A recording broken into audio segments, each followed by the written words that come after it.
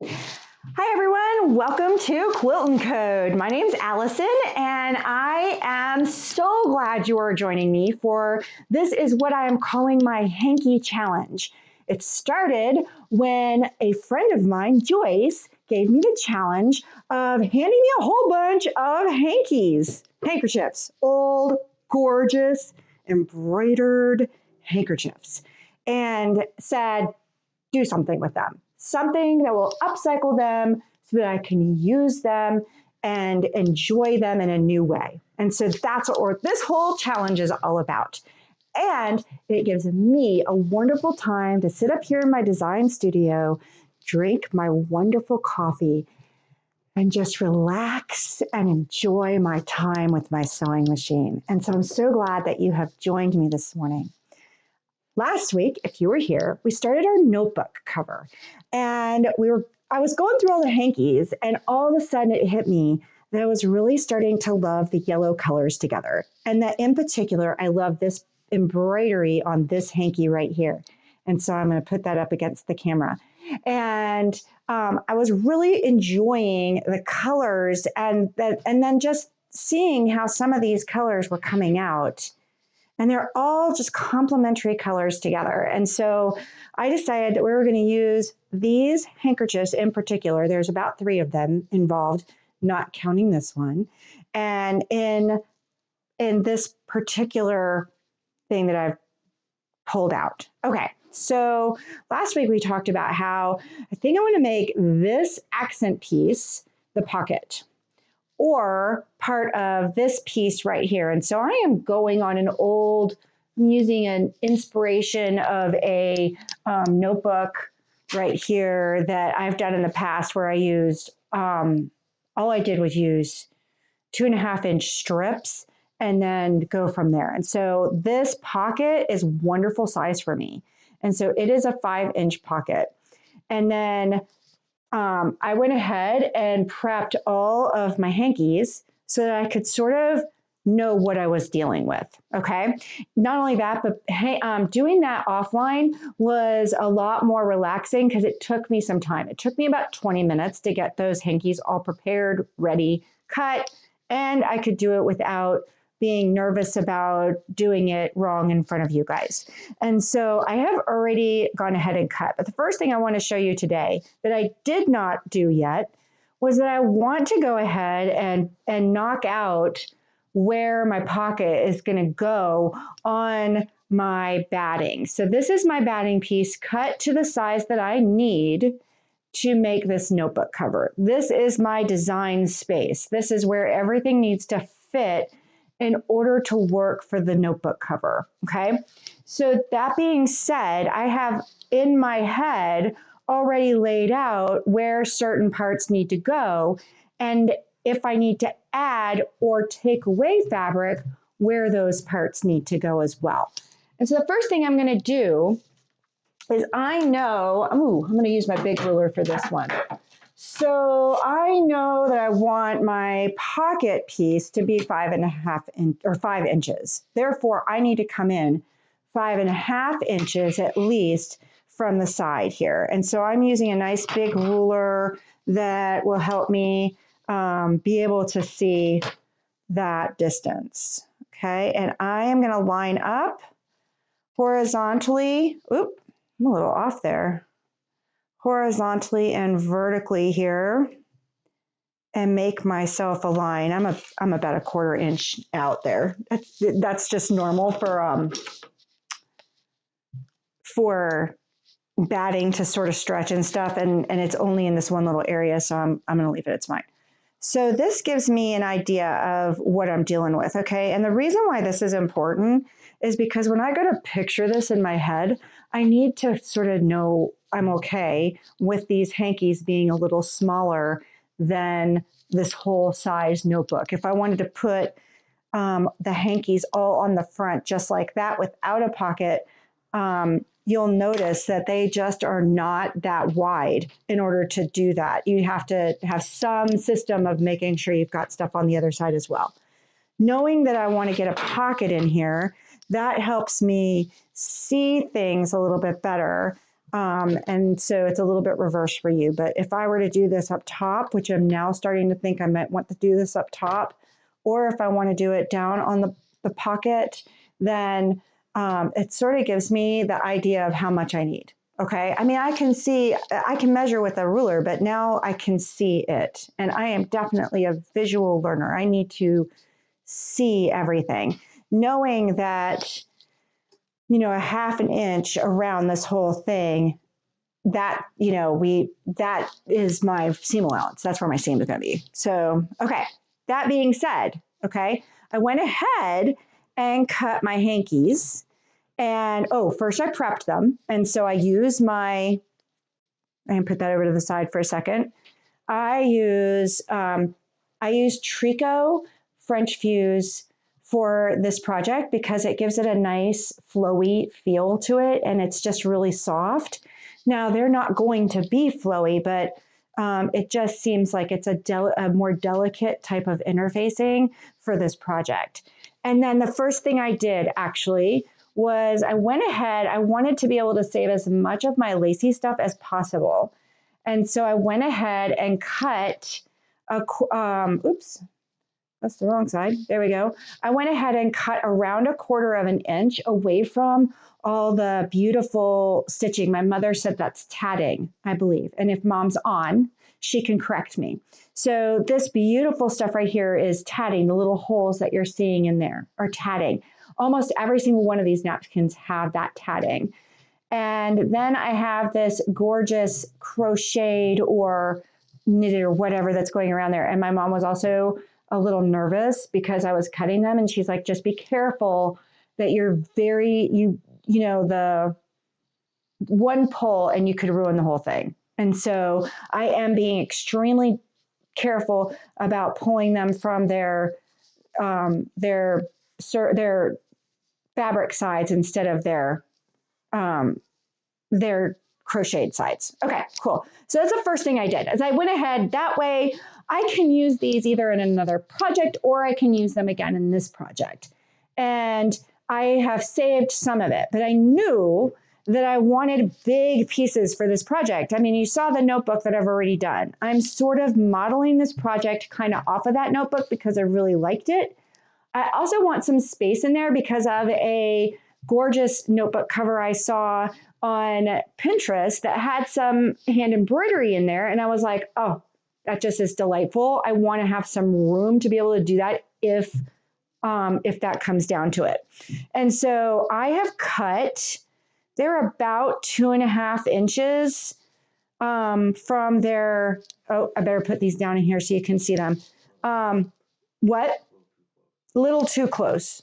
Okay, there we go. Derek is my helper today. Got him out of bed. So he, I don't think, is getting the same rejuvenating design feel that I am.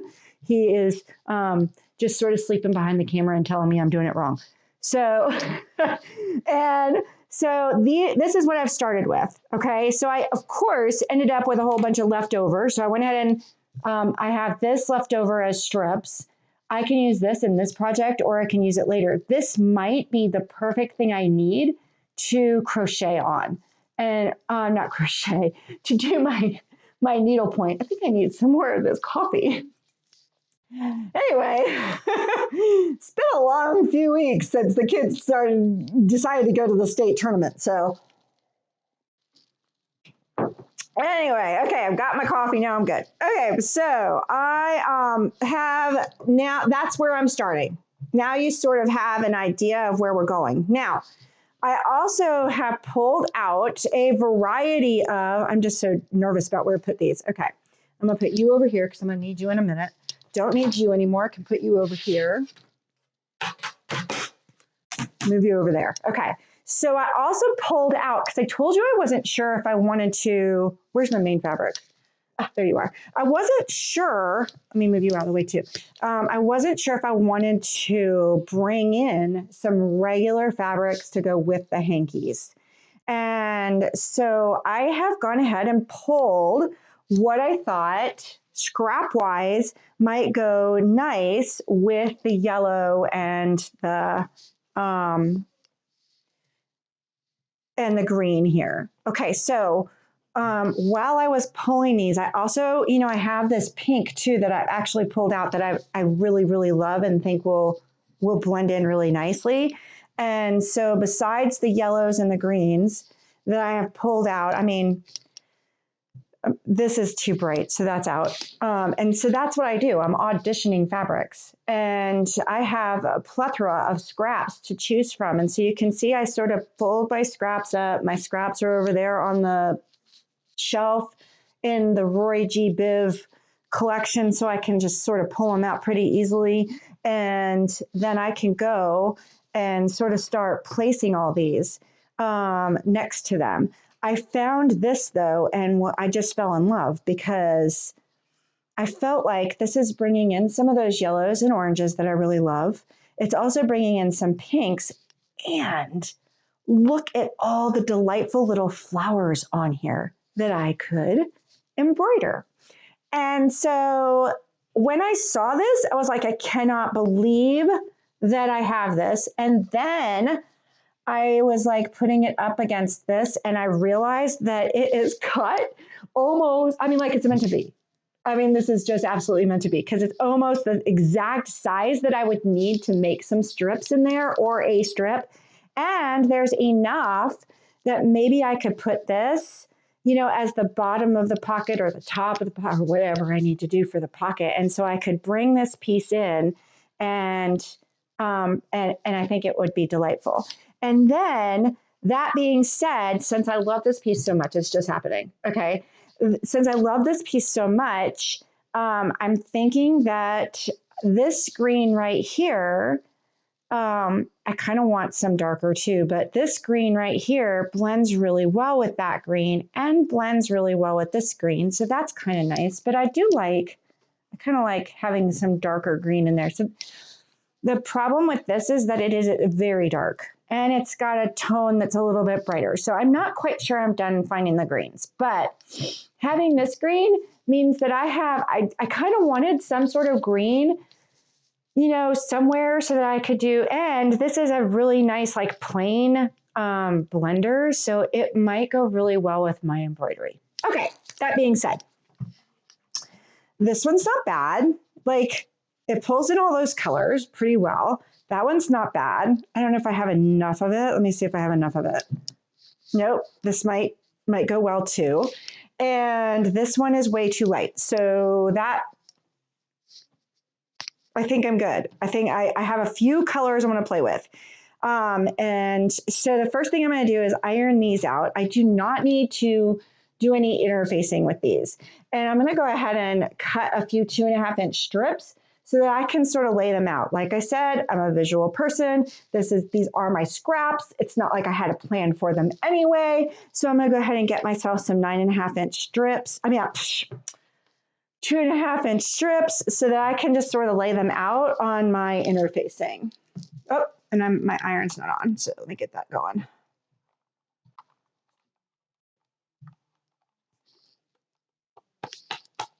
Yoo-hoo, wake up. Oh, I gotta plug it in.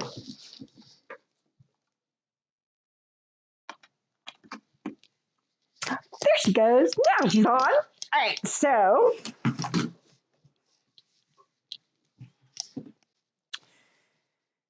I'm gonna just iron this out. And I can place all of them like on here. All I want is a 2.5-inch strip that is 9 inches wide. Yep, 9 inches wide, because I ended up, some of my hankies were a little bit bigger than others. And so that's why you can see how I have some longer leftovers or wider leftovers, is because I had to get them all the same size so that I could get them all into one fell swoop. And I will show you how we're going to do that. And I'm really hoping I can get my strip set today. And then next week, we will do our hand embroidery on that. And so that will be our next skill that we're going to learn. And the exciting thing about the hand embroidery thing is that we're getting ready to have a class on March 7th. that is going to teach hand embroidery. We have this gorgeous panel called Daydreamer by QT Fabrics, and it was actually created by Bare Roots, which is a company that focuses, well, they do a lot of like wool applique and hand stitching and stuff like that. And so they created this gorgeous panel. And so my mom is going to go through and teach us a whole bunch of stitches, hand stitching. So I'm so excited. You would never have thought. She's so funny. She was like, I cannot believe you're teaching hand stitching. And I'm like, I'm getting to the point where I mean, how many of us have like tons and tons of bed quilts around? And we're sort of like, if I have another bed quilt, I don't even know what I'm going to do. So I'm sort of at the point where I'm trying to learn new skills and just do different stuff. And so I think that that's why all of a sudden I'm like all into embellishment and all this other stuff. I don't know. I'm gone a little wacko. My mom thinks it's great because she's getting to teach me all these skills that she has. So, oh, perfect. So I got that right. So it's crochet is the color fabric, the colored pieces, and then the tatting are the little dots.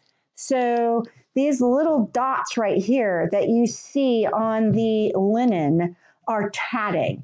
And maybe, I bet you my mother knows how to do it. Mom, do you know how to do it? She's online, so she'll show you or text it in the chat. Oh, hey, Sue Ellen. They are okay. I could not find the stuff that you mentioned, but they turned out okay. They're all right. So I'm happy with the results. It's good. And then I think that some of those stains just weren't going to come out. So they're all right. And so I'm noticing that this fabric right here is not exactly 9 inches, but you know what? I'm not really thinking I'm going to use it anyway. So it is all right. And then this fabric right here is, I don't really need to have all of this and ruin all of this. So it's not going to be ruined, but I'm going to go ahead and chop off the salvage, and then just give myself a 9-inch strip.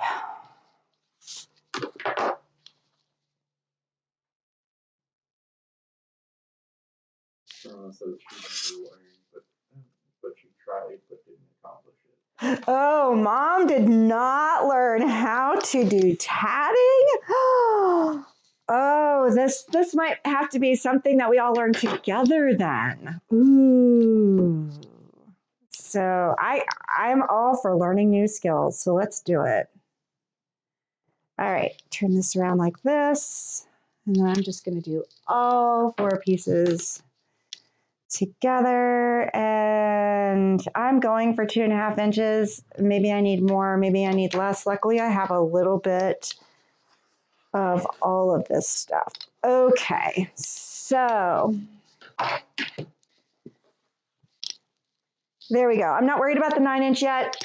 I may not use all this stuff, so we're just going to move it out of the way. All right, so I'm going to place down, and I'm placing it like it would be for me. I know that for you, it's going to be backwards, and that's okay.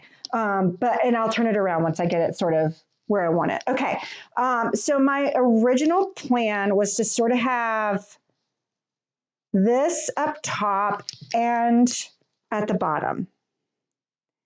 And so I was sort of starting with that. And then I was going to put, and then when I was playing with the pieces, I was like, oh, well, I could just do, I could put this underneath like this. And then that way my tatting would have something behind it that's not just the the batting. And so maybe I'll do that. I don't know. So let's put that like that. Now, I kind of want, before my color, I kind of want something. So I am going to put one of my scrap pieces under here just so that I'm not getting the color under there. And I'm going to have to figure that out. What I might have to do is, you know, sort of stitch the the scrap piece to the green or whatever color I'm using, and go from there. Okay.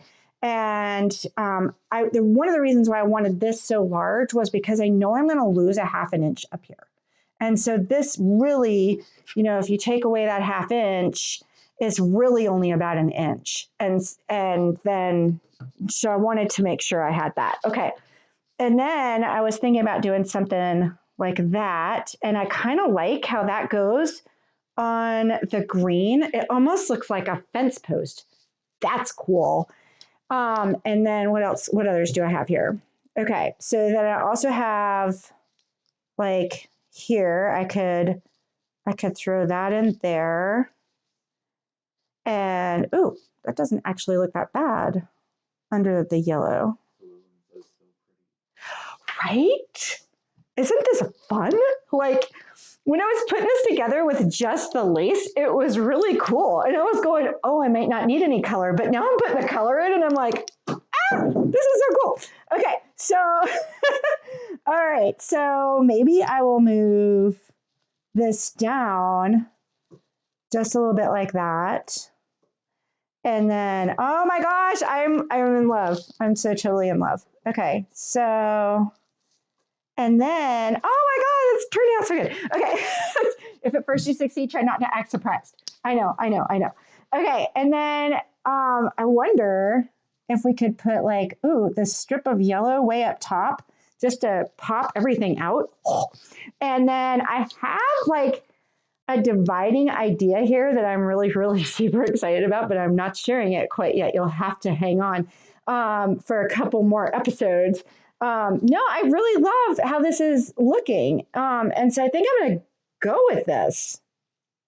I don't know if I'm going to put the yellow up there or not yet, but I do love how the green is right there in the center, because then I can do a little bit of, you know, embroidery right here. And I still have not, I still not have decided whether this is going to be, since this is my focal, I think I do want it up top. And then I'll put my pocket down here. And if I do that, I'm wondering if my pocket could be that, like that. And then we could, I think that's where I'm going with this.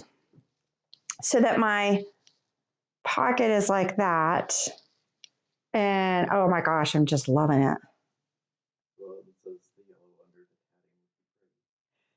Under the, right here or here?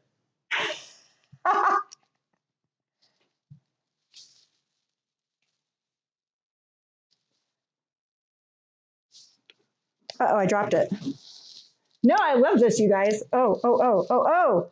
Sue Ellen's right.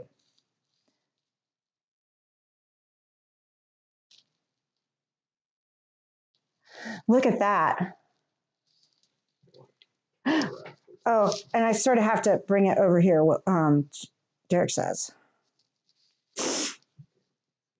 Oh my gosh. Okay, so I'm loving this. So how am I going to put all of this together? And I'm going to move this over to the side. I may not use it. I may not. I mean, I may. But I really like the setup that we have right here. And then I kind of like this. I like the yellow underneath here. And I'm almost tempted to bring that down further so that the green is under there. So I can't believe I like that green as much as I do. So I might need to come over here. I might need to, with the green, I might need a bigger slice. Maybe not if it goes this way. And then it goes this way. Perfect. Okay, there we go. So with the green, here's what I'm gonna do with the green. I'm gonna cheat, okay? I am going to use my invisible thread for the green. And I am going to stitch along here and along here with my invisible thread. That way, and I am going to actually stitch a little bit in here so that those pieces will stay where they need to be, but you will not see them. And it's probably just going to be a straight stitch just going right along here. That's going to hold everything in place.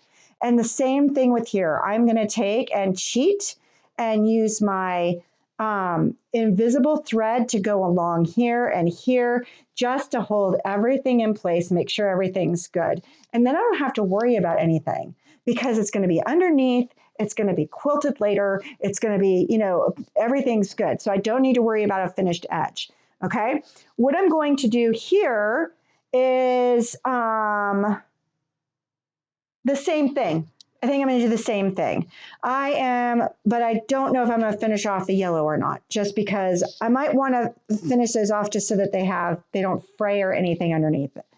And I'm going to do the same thing. I am going to do a stitch across with an invisible thread, and then I will place that on top of my sample piece like that, or my other piece, just like that. And I will do another stitch along here with my invisible thread, okay? And then down here, I will go ahead and show you what I'm gonna do with that one. I am going to go ahead and take this one and sew it right sides together and fold that over, and that will give me the look that I want there. And of course I set up with my invisible thread because I was like, ooh, I'm going to do that. I don't think I'm going to do that on camera though. I think I want to pin that really well, and that's going to take too long. And so I will show you this, and then next week I'll show you how I did it, and I will leave one ready to go with pinned and ready to go. But then next week we're going to work the pocket. And oh no, next week we're going to do embroidery. So let me just show you what I'm going to do here. And then I probably should have taken a picture. It's really good when you're doing your design process, when you find something you like, to take a picture of it. That way you don't forget what you did. All right, so I am going to go right here. Give myself a little bit more room. And oops. I do want to move the camera, thank you. I have knocked it into a 1/4 inch seam, and I am going to follow the edge of my yellow. And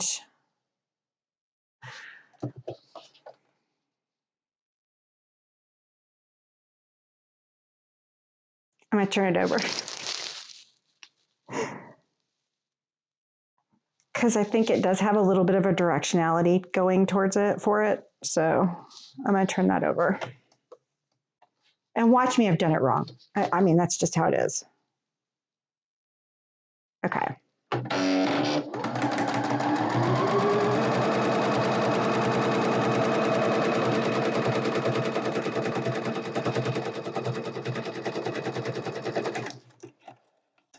So all I did was a 1/4 inch following the yellow. Okay, the white can stay there. It doesn't bother me. If it starts to bother me, I can trim it off later, not a problem. And then, oh no, some of them are right side up, some of them are upside down. It's all good. And move it over. There we go. And so that gave me that. I think I might want to move that up a little bit though, because I don't know.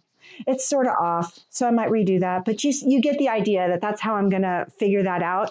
And then, like I said, I'm going to use my clear thread here. I use either RFL or today I had my sulky set up. I love sulky.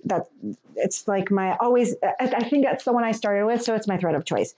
And then I am going to keep that green under the tatting here. I'm going to keep the yellow under the tatting here. Great suggestion, so Ellen. Thank you so much. And then I'm going to use my clear thread to make sure I'm attaching down my little pieces of crochet. And that way, I'm not worried about whether or not that crochet is going to come loose. and it holds it down. So, I mean, it's a notebook cover. It's going to get some use. And so we want to make sure everything's held down, and it's going to just have some extra security to it. So, all right, cool. Next week, I am going to do some little flowers in the green here, and we'll embroider also, since we have a little bit of white everywhere and we have some butterflies. I'm going to learn how to do butterflies with my, that is something totally new for me, to learn how to do some butterflies with my hand stitching. And so we will learn how to do butterflies and flowers next week with some hand stitching. And I'm sure my mother can come up with 3 or 4 very, very simple stitches for me to be able to teach you. So of course she's going to have to get put to work. That's just how it is. I also see my daughter this weekend because I'm going to the QuiltCon this Thursday. Actually, I leave Wednesday. And so I'm going to the Modern QuiltCon in Raleigh this weekend. So if you happen to be down there, maybe you'll see me. I will be going live. I'm not quite sure where. I think I'm going live at the Moda booth, I think, but I'm not quite sure. Either way, at 11 o'clock, I'll be going live on Thursday. 11 or 12, I can't remember. And so I will be going live at the Raleigh QuiltCon, and I'll hopefully be able to show you all sorts of neat stuff. I do have specific plans, and I mean, like, I have a mission. There's a serious mission. And that all has to do with the subscription box that we talked about last week. And so I am starting to get my plans in for my subscription box. And we also have our box coming out in April with our gorgeous spring mini. And we are so excited. We've started collaborating with numerous businesses in the Burnsville town area. And so they're going to be adding little goodies to our box, and we're so excited. So I do have a mission this weekend. I will not be doing my regular live on Thursday of my Wander Lane challenge or my Wander Lane stuff, but I will be in QuiltCon Saturday. I will be in Greensboro watching my son compete at the state tournament for the robotics competition in North Carolina. And not only that, but the 2 teams that we run both got to the state tournament. So I get to watch 2 teams. It's going to be wild. I'm so excited for both of them. So we get to go to state and hang out. And then Monday, we'll be back here with you guys. And so I sure hope you've enjoyed this episode. Continue to watch. We're going to continue next week with the notebook. I have another plan right behind it I'm so excited about. And so 2 more weeks on the notebook, and I think we'll be done. And then we'll be moving on to the next thing. And so please make sure you share, subscribe, like, comment, all that other social media stuff. And we will see you on Thursday at the